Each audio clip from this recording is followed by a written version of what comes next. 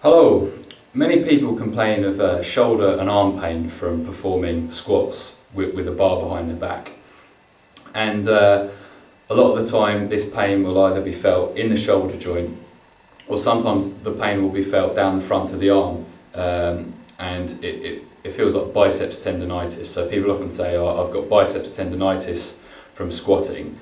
How do I cure that?"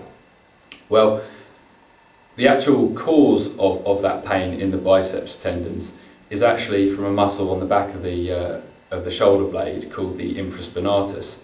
Now, that muscle can get all knotted up and tight, and when the infraspinatus gets knots in it, what they often do is they can refer pain down to the front of the arm, and it can actually feel like the pain is in the biceps tendons when it's not. The cause of the pain is on the back of the shoulder instead. So what I'll do in this video is I'm going to show you how you can treat and massage away the knots in your infraspinatus using the help of a friend. And then after that, there's a section in the video that just explains what sort of activities can strain the infraspinatus in everyday life. So for instance, putting a seatbelt on within proper position of the upper spine. And I'll just kind of show you how the relationship between the shoulder blade and the arm works, and therefore how it is possible to strain the infraspinatus. So have a look at the video and let me know if you've got any questions. Thanks. What you need to do is lay down on your front, and then you need to get your friend to try and find the infraspinatus. So the best way to find it is to feel on the back of the shoulder blade here. If you start in the corner of the shoulder, you find a little bit that sticks out. That there gives you a bony ridge, which is like the spine of the scapulae there. And then the infraspinatus is all the muscles below that spine.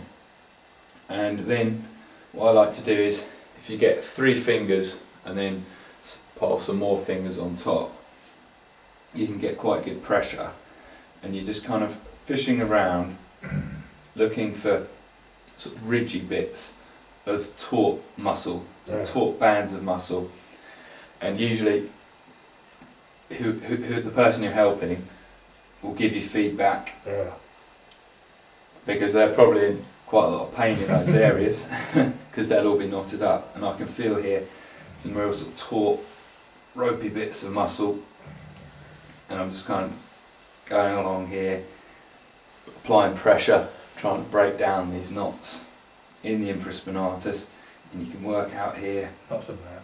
Not so bad there. So we want to try and find the middle section of the fibres where most of the knots tend to lie, and there'll be some in there.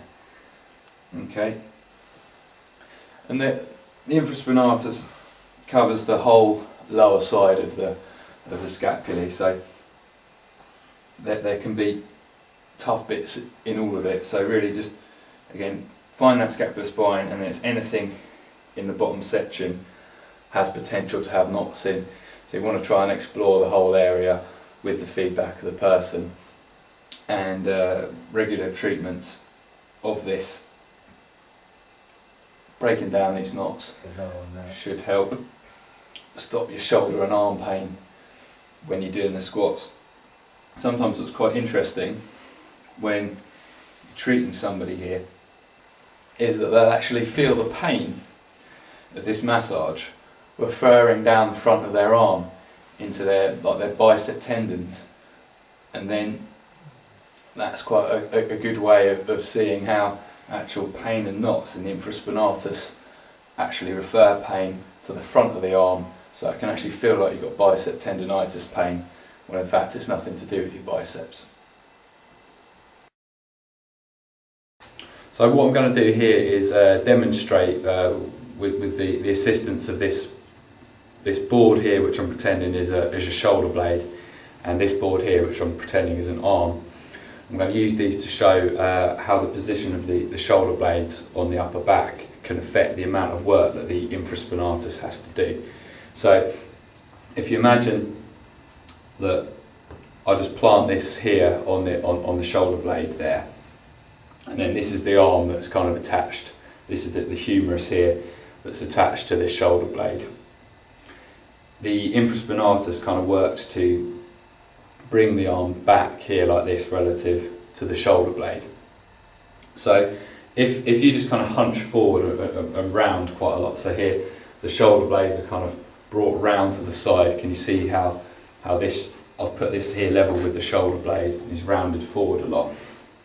If this person now wants to reach back to something behind them, so for example they're reaching back to put their seatbelt on, or they're reaching back to grab a squat bar, what they have to do is that infraspinatus has to work very, very hard to bring back the arm here.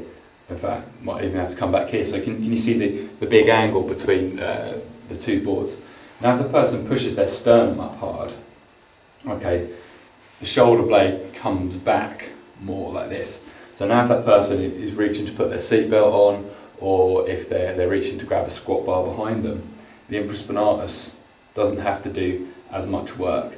So now that arm's reached behind, but the angle between the two isn't as extreme as it was before.